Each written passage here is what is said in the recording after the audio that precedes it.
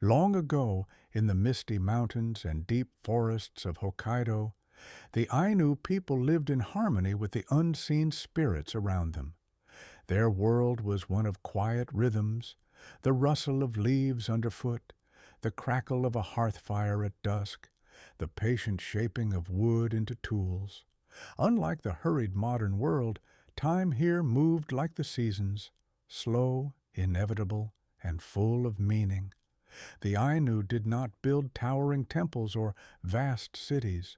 Instead, their sacred spaces were the forests themselves, the towering shirakanamba, oak trees, the hidden clearings where sunlight filtered like gold through the branches. They believed that every living thing, from the smallest brook to the mightiest bear, held a spirit, a kamui, watching over them. On cool mornings, the village stirred gently. Women knelt by the riverbank, washing wild roots gathered the day before. The water, icy from mountain snowmelt, numbed their fingers as they worked, but they did not rush. Each motion was careful, deliberate, the way their mothers and grandmothers had done it for generations. Nearby, men returned from checking their traps, their footsteps muffled by thick layers of moss. The Ainu home, the Chise, was a refuge of warmth and quiet labor.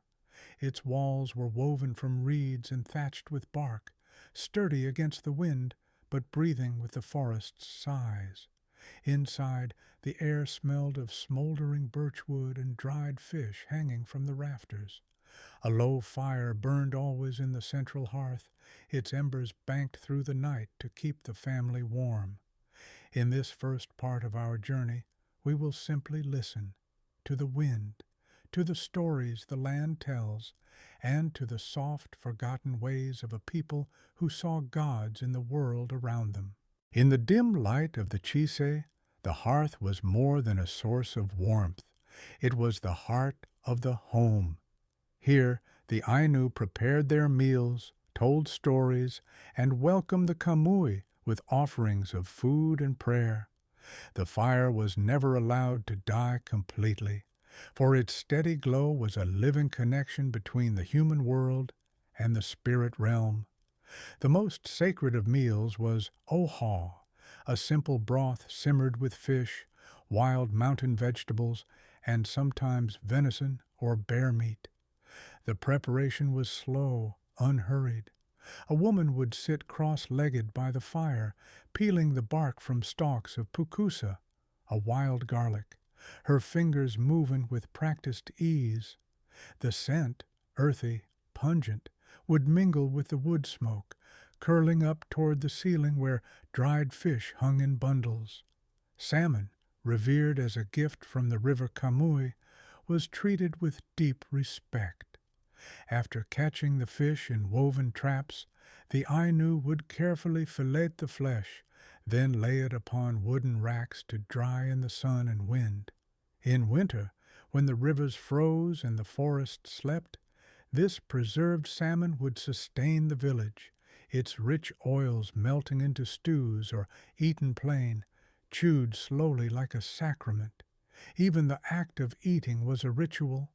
Before the first bite, a small offering, a few drops of broth, a pinch of millet, would be flicked into the fire, a whispered thanks to the spirits who provided. The family ate in silence, savoring each mouthful, the only sounds the gentle clink of wooden bowls and the distant call of an owl outside. As night deepened, the embers burned low, casting long shadows on the walls. A grandmother might hum an upopo, a traditional song, her voice as soft as the settling ashes. And so, with full bellies and quiet hearts, the Ainu drifted into sleep, knowing the fire would keep watch until dawn. In the quiet hours between dawn and midday, when the forest was bathed in soft, diffused light, the Ainu craftsmen would begin their work. Wood and bone were not merely materials, they were gifts from the kamui, to be shaped with gratitude and patience. Every carving, every stitch, Every polished surface held a prayer within it. The oldest men of the village often sat together under the shade of a great elm tree, their hands moving steadily as they transformed blocks of cherry wood into ikupasui, ornate prayer sticks used to offer sake to the gods. The wood was first softened with steam, then carefully bent into graceful curves resembling the wings of birds. Delicate patterns emerged under their knives, spirals like rippling water, zigzags like mountain peaks, all telling silent stories of the Ainu's bond with the unseen world. Nearby, the women worked with strands of softened nettle fiber, weaving them into attis cloth on simple backstrap looms.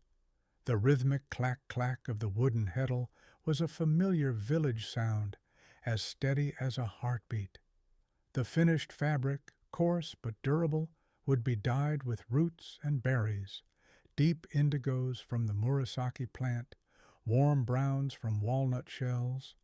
Each robe, adorned with applique patterns, was a map of the wearer's ancestry and the spirits that watched over them. Even children had their part in this quiet industry. A boy might sit beside his grandfather, learning to carve a small spoon from birch, while a girl practiced stitching arrowhead patterns onto a strip of deerskin. There was no hurry, no scolding for mistakes, only the slow passing down of knowledge, like water seeping into earth. As the sun dipped toward the treetops, the craftsmen would set aside their blades and brushes. They would run their fingers over the day's work, feeling for imperfections, not with frustration, but with the understanding that nothing made by human hands could ever be truly perfect. And that was as it should be.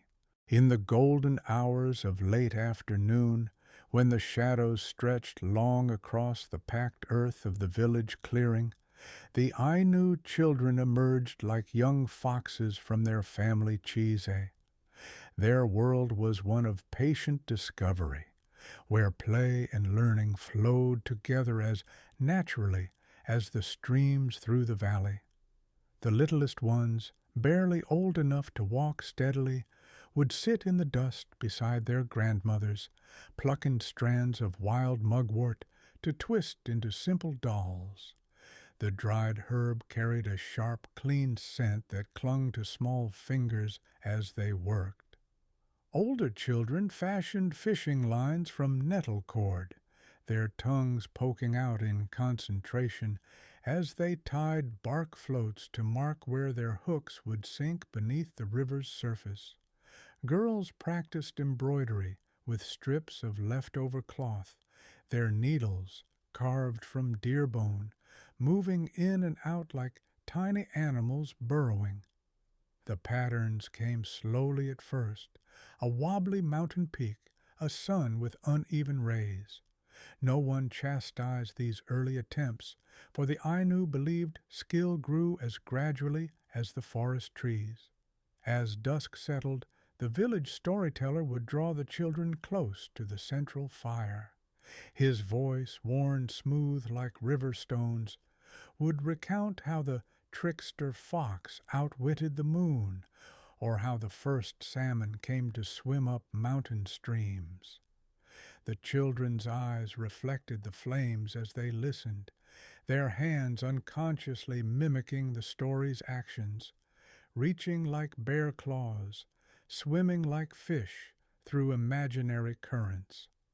When the last tale faded into the night, mothers would lead their drowsy children back to the cheese. The little ones carried with them more than just the day's games. They carried the first threads of understanding how to live in this world of spirits and seasons.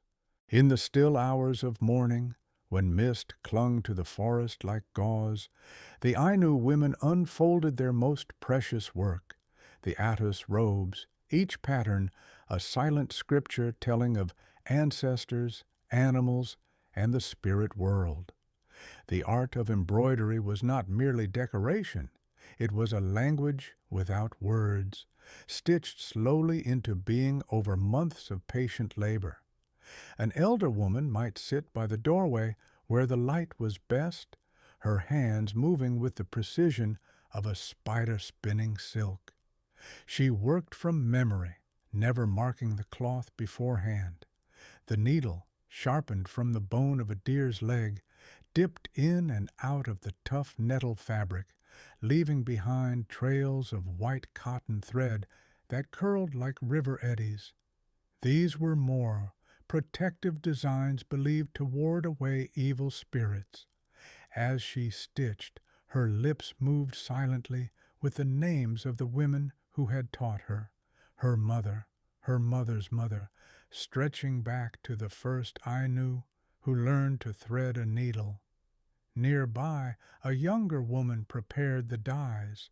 She crushed dried lilac stems in a stone mortar, releasing a purple so deep it looked black in the shadows.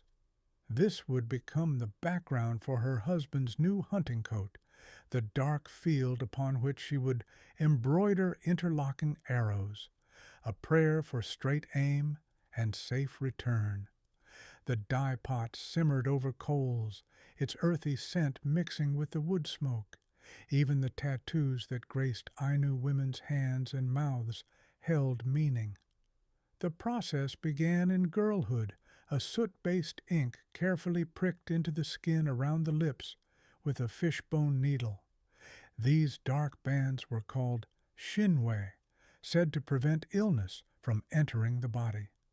As a woman aged, her tattoos would fade to soft blue shadows, like the rings inside a tree trunk marking quiet years of growth. When the day's light grew too dim for stitching, the women would wrap their unfinished work in clean birch bark to protect it from dust. The half-completed patterns seemed to breathe in the twilight, waiting, like the forest itself, for tomorrow's careful hands to continue their story. In the blue hour before dawn, when the world held its breath between night and day, the Ainu hunters prepared for their journey into the winter forest. They moved with deliberate slowness, adjusting sinew-bound snowshoes, checking the edges of their bone-tipped arrows, whispering prayers to Kim Unkamui, the god of bears and mountains. The hunt was never about conquest, but about respectful exchange, life for life, carefully balanced. The oldest hunter led the way, his eyes reading the snow like scripture. Here, the faint scalloped edges of a hare's tracks. There, the deeper impression where a fox had paused to listen. He knelt, brushing aside powder to reveal a single drop of frozen blood. A wounded deer had passed this way. The group adjusted their course without speaking, following the trail as it wound between skeletal birches. Their breath hung in the air like ghostly offerings. By midday, they found the stag lying beneath a pine tree, its sides still steaming slightly in the cold. The lead hunter approached first, placing a hand on the animal's flank as he murmured thanks. His knife, flaked from obsidian and lashed to an antler handle, parted the hide with practiced precision. Steam rose as they field-dressed the carcass, the warmth surprising against their chilled fingers. Nothing was wasted. The liver wrapped in birch bark for immediate eating, the tendons set aside for thread, even the stomach contents examined to learn what plants the forest was offering this season. As they worked, ravens gathered in the trees above, waiting their turn. The Ainu believed these black-winged spirits carried messages between worlds and always left them portions of the kill. Blood darkened the snow in careful patterns, not the chaotic splatter of violence, but intentional marks of gratitude. By the time the butchered meat was bundled into back frames lined with fresh snow, the shadows had grown long. The hunters turned homeward, their footsteps in the snow now heavier, slower, as if weighted with both bounty and responsibility. Back in the village, the women would receive the meat with equal solemnity. Some would be smoked over alderwood fires, some frozen in outdoor caches, all distributed according to unspoken rules of kinship and need. That night, the hunters would dream of running deer, not as prey, but as kindred spirits moving through the same endless forest. When the spring sun first softened the frozen ground, the Ainu canoe makers would walk the forest edges, their palms pressed against the bark of ancient cedar trees. They searched not just for size, but for personality. A trunk that curved just so, wood grain flowing like river currents. The chosen tree was not felled immediately. First came offerings of millet and sake, whispered apologies to the tree's spirit, and 3 nights of waiting to ensure no bad dreams came as warning. The work that followed spanned entire seasons. Using stone axes and controlled fires, the craftsmen slowly hollowed the log, always working along the wood's natural lines. Fire was their most patient tool, hot rocks placed along the interior, steaming the wood pliable as cloth. The scent of cedar sap and smoke clung to the workers' hands for months, mixing with the iron-rich smell of their sweat as they bent the softened wood outward with wooden spreaders. Children played around the emerging canoe, their games mimicking the adults' labor, pretending to scrape imaginary hulls with sticks, gathering pine pitch for the caulking they'd someday apply in earnest. The elders watched from shaded stumps, calling out occasional corrections in voices roughened by years of wood smoke. Less fire on the port side, or the bow needs more curve to meet the waves properly. By autumn, the finished itama would be ready for its first journey. Women prepared special reed mats to line its bottom, while men carved the last ornamental touches, interlocking wave patterns along the gunnels to please the water spirits. The launching ceremony lasted from dawn until the moon rose, with feasting, dancing, and the canoe's first symbolic voyage. Just a short paddle and return, enough to let the river bless its new companion. That night, the canoe makers would sleep deeply for the first time in months, their muscles aching in ways that felt holy. In their dreams, they saw their creation traveling distant waters long after their own bones had returned to earth, the ultimate act of faith in work done well. When the first true snows buried the forest paths up to a man's thigh, the Ainu villages turned inward. The long nights belonged to the storytellers, those rare souls who carried entire generations in their throats.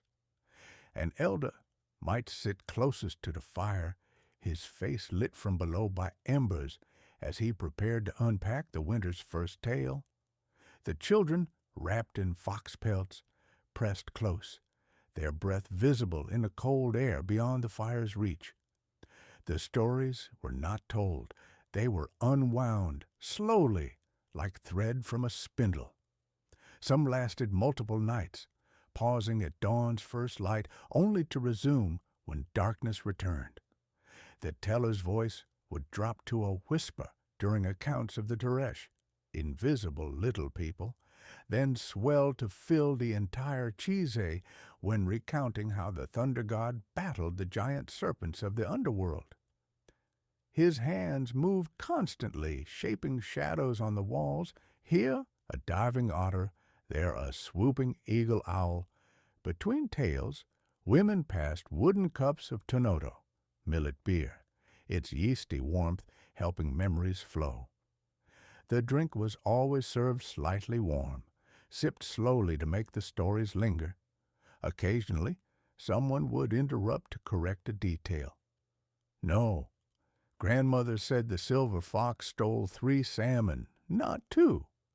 And the teller would nod gravely, incorporating the amendment into the next night's installment.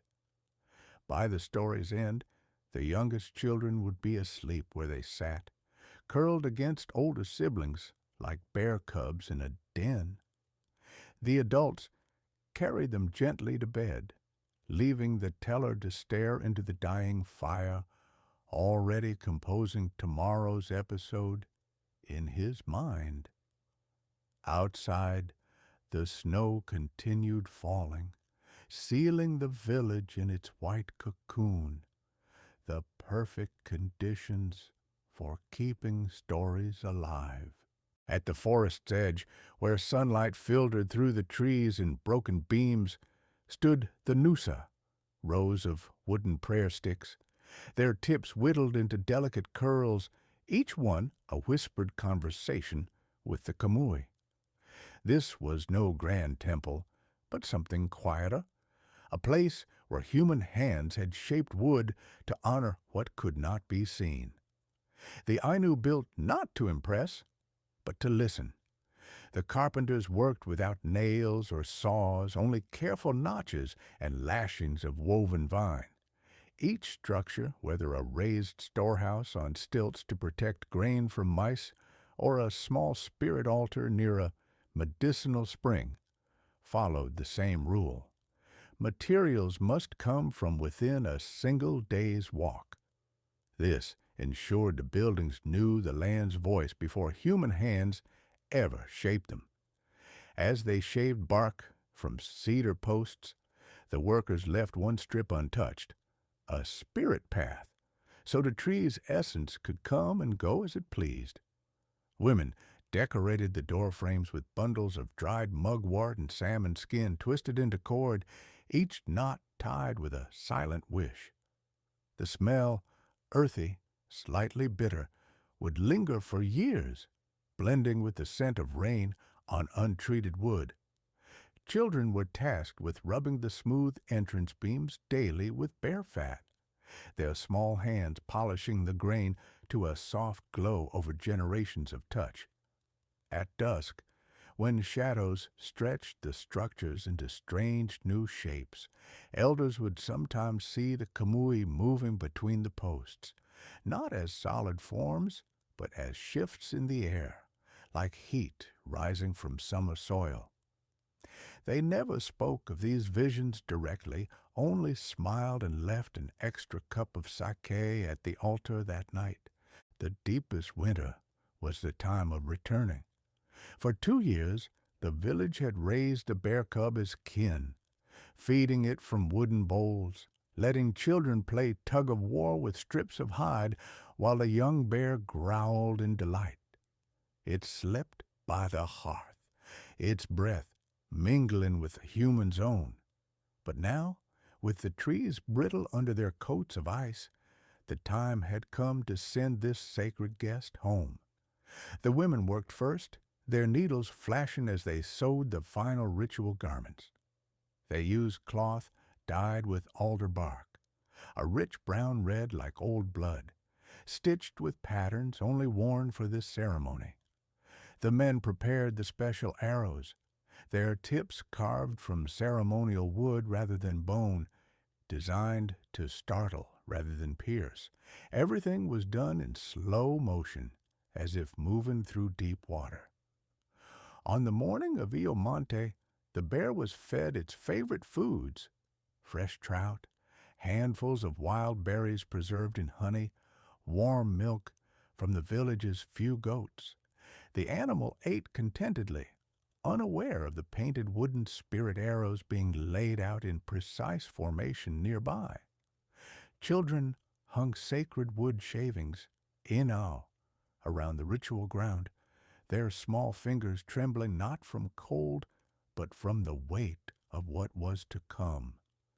As dusk fell, the chanting began in earnest, voices rising and falling in waves, telling the story of the bear's journey back to the mountain gods. The bear itself seemed to listen, head cocked to one side, as it had always done when the village sang. When the final arrow flew, there was no cry of pain, only a surprised huff, then silence as the spirit departed. For 3 days and nights the feasting continued. Every part of the bear was treated with reverence, the meat shared in exact portions, the skull placed on a specially built platform facing east, the bones buried beneath the oldest oak in the forest. The Ainu wept as they ate, tears salting the sacred meat. These were not tears of grief, but of gratitude for the bear's gifts, for its patience, for its promise to carry their prayers to the divine. When the last embers of the ritual fires cooled, the villagers slept dreamlessly.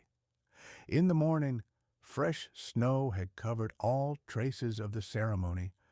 Only the lingering scent of smoked meat and the memory of the bear's dark, trusting eyes remained. Winter's grip loosened in whispers.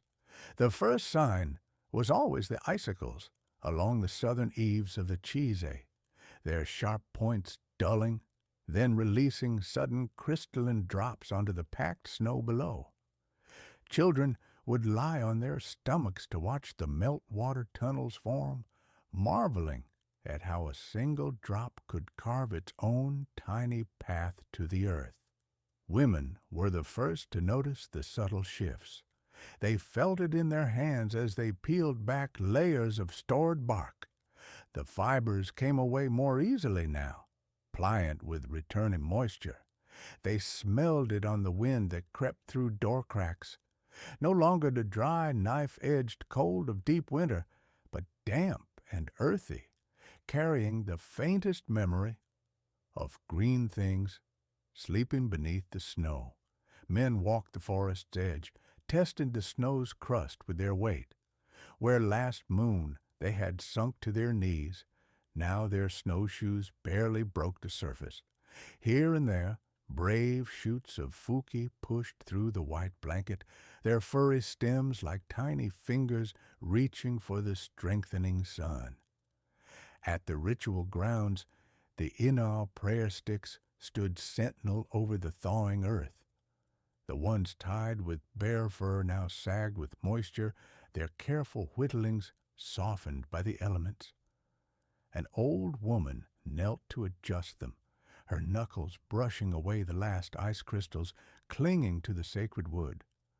On such mornings, the village awoke to a new sound, the creaking groan of river ice breaking apart.